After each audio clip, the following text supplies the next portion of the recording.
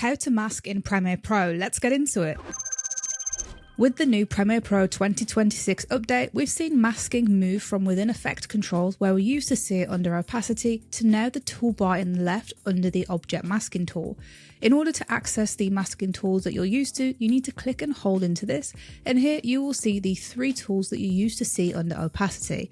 Say for example, I want to mask out this lady's face. I'm going to click the Eclipse Mask tool and then come over to the program monitor and draw the mask how I'm used to drawing it, holding shift to create a perfect circle, and then you will see the mask take effect. I'm just going to move this up slightly. Now there are two ways that masking works now.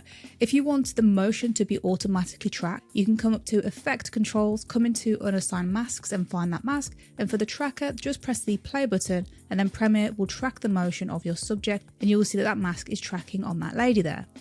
If, however, you want to manually track this mask, so say for example you want to do it frame by frame yourself, you need to come into the program monitor and here you will see two buttons, clip and frame.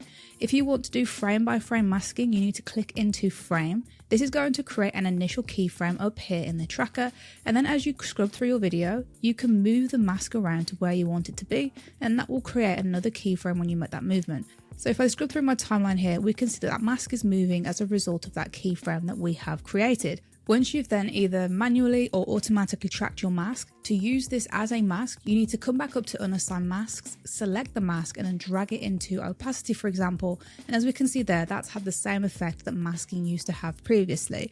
And here you have all the settings that we used to have for normal masking, so say for example feathering, changing the opacity, changing the expansion, if you need to invert the mask for example, and also blend modes as well. And that's all there is to it.